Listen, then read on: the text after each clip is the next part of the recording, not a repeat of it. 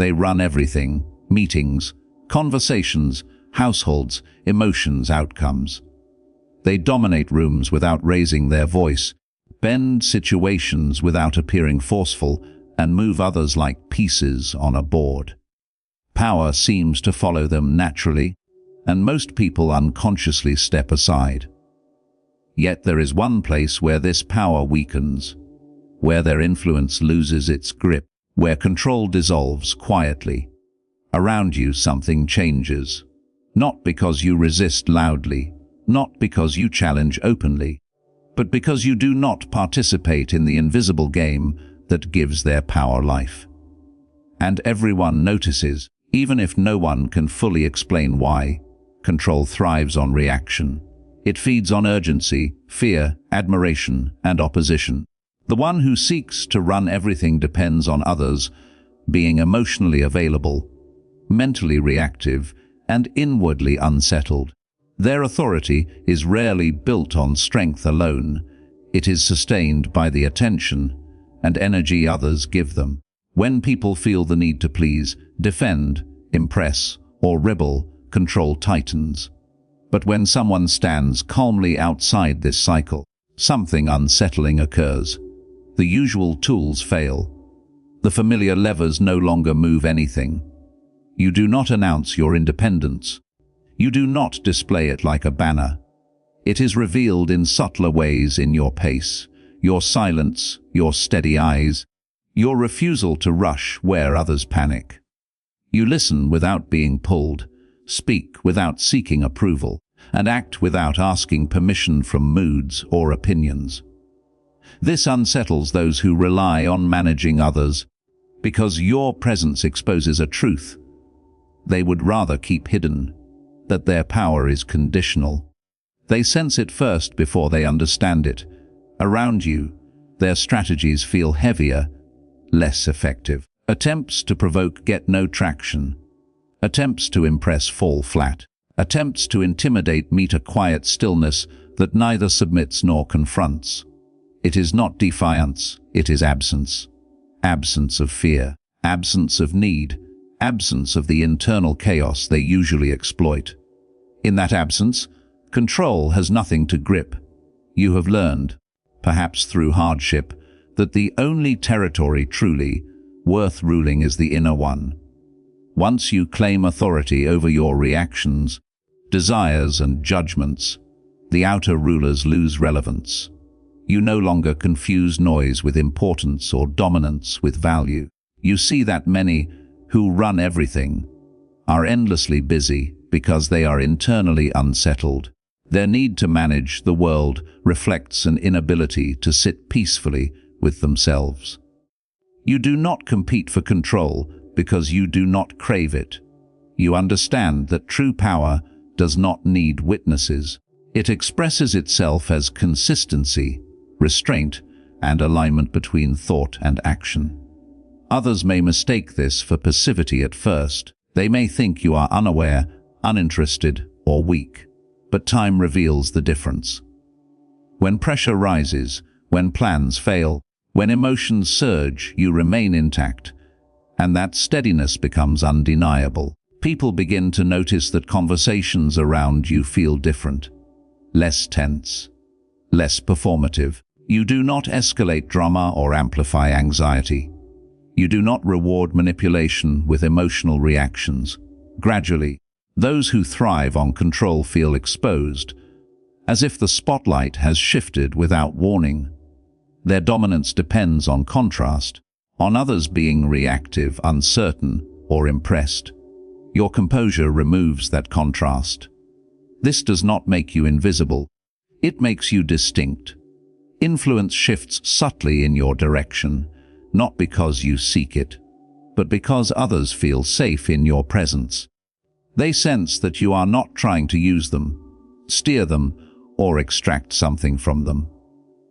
You are not building leverage, you are embodying balance. And balance, in a chaotic environment, feels like authority. The ones who run everything often mistake motion for mastery. They push, adjust, intervene, and correct endlessly. You understand that not everything needs intervention. Some things resolve themselves when left untouched. Some conflicts dissolve when not fed. Some people reveal themselves fully when not interrupted. Your restraint is not indecision, it is discernment. Around you, control loses its urgency. Meetings shorten, arguments soften, provocations die young. This is not because you suppress others, but because you refuse to be pulled into their turbulence. You remain anchored in what you can govern: your character, your actions, your values. Everything else is secondary. Those who rely on dominance often feel an unspoken challenge in your presence. Not because you oppose them, but because you remind them. Without words, that power built on external control is fragile. It requires constant maintenance, constant vigilance, constant reinforcement. Yours does not. It rests quietly, requiring nothing from others to survive. You have learned to let go of outcomes you cannot command. You do your part fully, then release the rest. This freedom from attachment makes you unpredictable to those who seek to manipulate. Threats lose effectiveness when you are not afraid of loss. Praise loses power when you are not hungry for validation. Pressure dissolves when you are already at peace with effort alone. This does not mean you withdraw from the world. You engage fully, but on your own terms. You speak when it matters, act when it aligns, and step back when involvement would cost your inner stability. Others may interpret this as confidence, mystery, or distance. In truth, it is clarity. You know where your responsibility ends. Over time, people begin to compare without saying it aloud. They see who is loud but restless, and who is quiet but grounded. They notice who needs to control everything to feel secure, and who remains secure without controlling anything. The contrast speaks louder than explanation ever could. Those who once tried to dominate you may shift tactics. They may seek your approval, attempt to provoke emotion, or test your boundaries. Each time, your response remains measured. You do not harden, but you do not bend. You remain human without becoming reactive. This consistency confuses those accustomed to predictable reactions. You are not immune to emotion, you are disciplined with it. You feel fully, but you choose carefully what deserves expression. This choice is what separates you from those ruled by impulse. And people sense it. They may not have language for it, but they feel it in the way you carry yourself, the way you pause before speaking, the way you do not rush to fill silence. Silence itself becomes one of your strongest expressions. Not the silence of avoidance, but the silence of self-possession. In it, others hear themselves more clearly. Their own motives echo back at them. For those who rely on control, this can be deeply uncomfortable. They prefer noise, movement, reaction, anything that keeps introspection at bay. Around you, masks slip. Games lose their appeal. Power struggles feel unnecessary.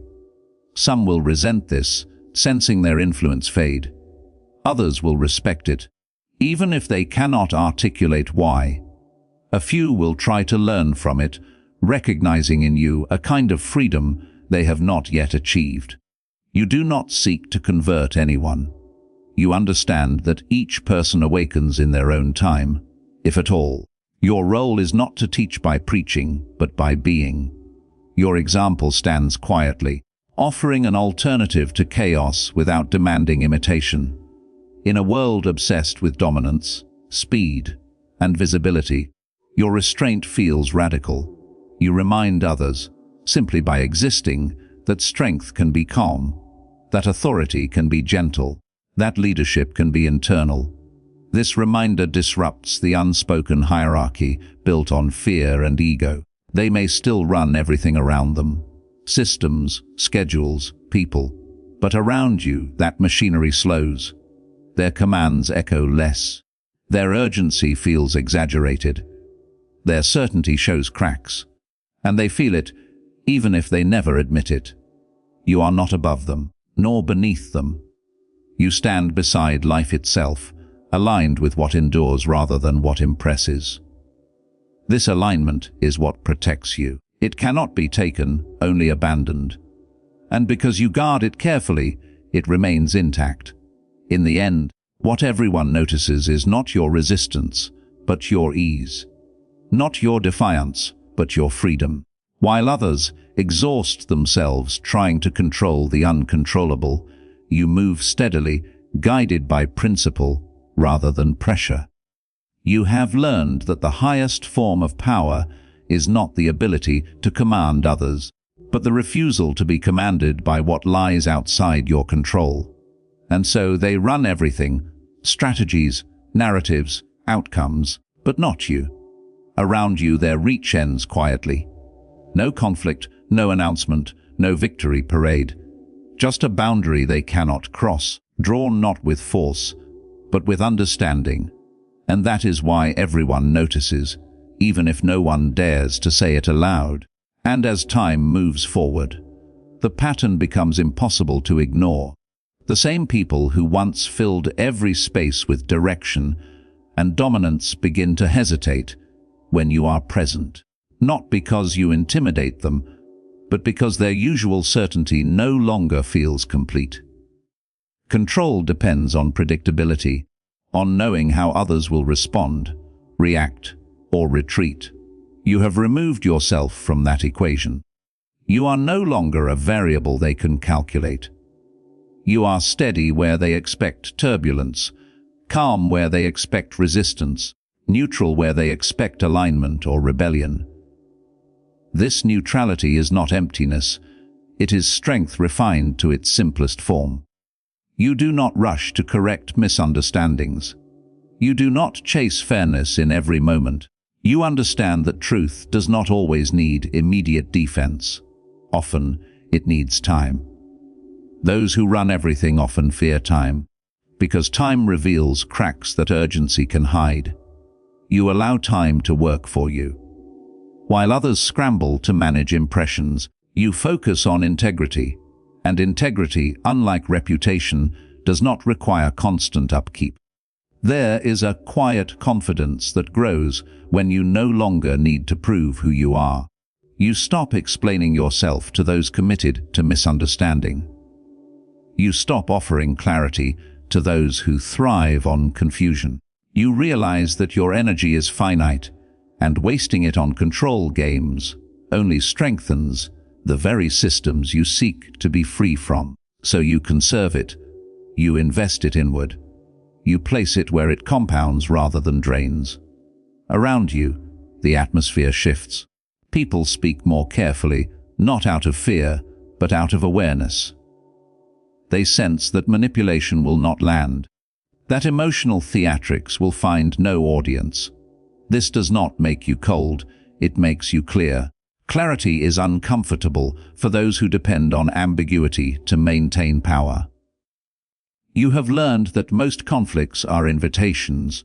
To argue, to defend, to justify, to submit. You simply decline. Not with arrogance, not with indifference, but with understanding. You know that declining the invitation does not make you weak. It makes you unavailable for unnecessary suffering. And when you stop suffering needlessly, control loses one of its most effective tools. Some will try to label you detached, aloof, difficult.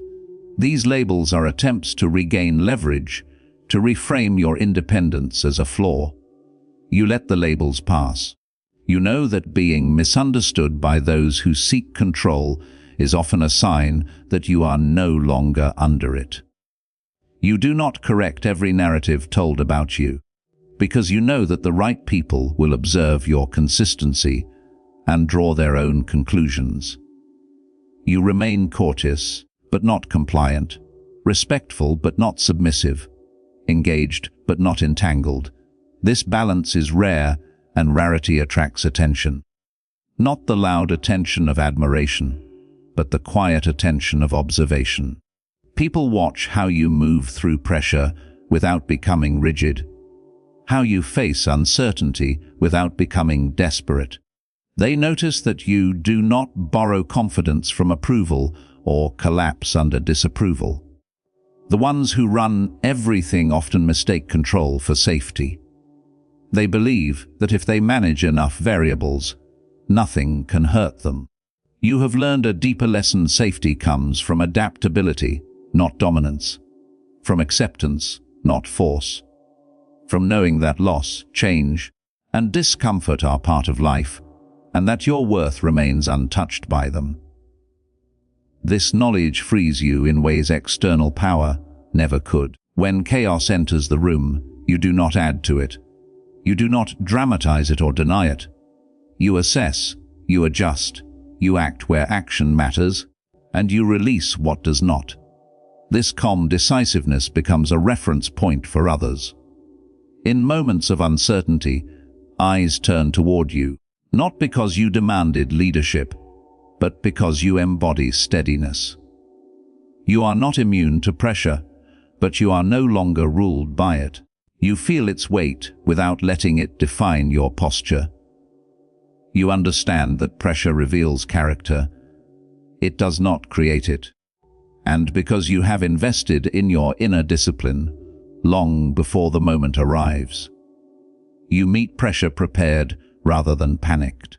Those who rely on authority may sense a quiet loss around you. Their commands feel less absolute, their influence less certain. It is not that you undermine them, you simply do not reinforce them. Control needs cooperation to survive. By refusing to emotionally cooperate, you weaken it without lifting a finger. You also understand when to step forward. Independence does not mean isolation. When action aligns with your values, you act fully and without hesitation. When silence serves clarity, you remain silent. This selective engagement confuses those accustomed to constant availability. They cannot predict you, because you are guided by principle rather than impulse. Over time, even the most dominant personalities recognize something they cannot quite name. Around you, they cannot rush. They cannot provoke. They cannot command the same emotional response they receive elsewhere. It is as if the ground beneath their authority becomes softer, less reliable, and this realization unsettles them more than open resistance ever could. You do not celebrate this. You do not take pleasure in their discomfort. You understand that everyone is fighting their own internal battles, often unconsciously. Your goal is not to defeat them, but to remain whole, to preserve your inner order regardless of external disorder. This focus keeps you free from bitterness, which is another subtle form of control. As your way of being solidifies, fewer explanations are needed. Your presence speaks before you do. Your boundaries become felt rather than announced. People adjust their behavior instinctively, sensing what is acceptable and what will not move you. This is not because you are rigid, but because you are consistent. Consistency is what ultimately distinguishes inner authority from external dominance. External dominance fluctuates with circumstance, status, and support. Inner authority deepens with time, reflection, and discipline. You have chosen the latter, even when it brought solitude, misunderstanding, or slower rewards. And so the pattern continues. They still run systems, schedules, outcomes. They still influence many, but around you their reach fades into irrelevance. You are not impressed, threatened, or provoked. You are present, aware, and aligned. This alignment becomes your quiet declaration of freedom. In a world where so many are desperate to control something, anything, you stand as proof that peace is not found through domination, but through self-mastery. That freedom does not come from winning every battle, but from choosing which battles never deserved your energy at all. And as you continue walking this path, grounded and unshaken, It becomes clear to anyone paying attention. True power does not announce itself. It reveals itself in the calm of someone who cannot be ruled from the outside, because they are already governed from within. And as this understanding deepens, you begin to notice subtler truths. The ones who run everything depend not only on attention, but on alignment.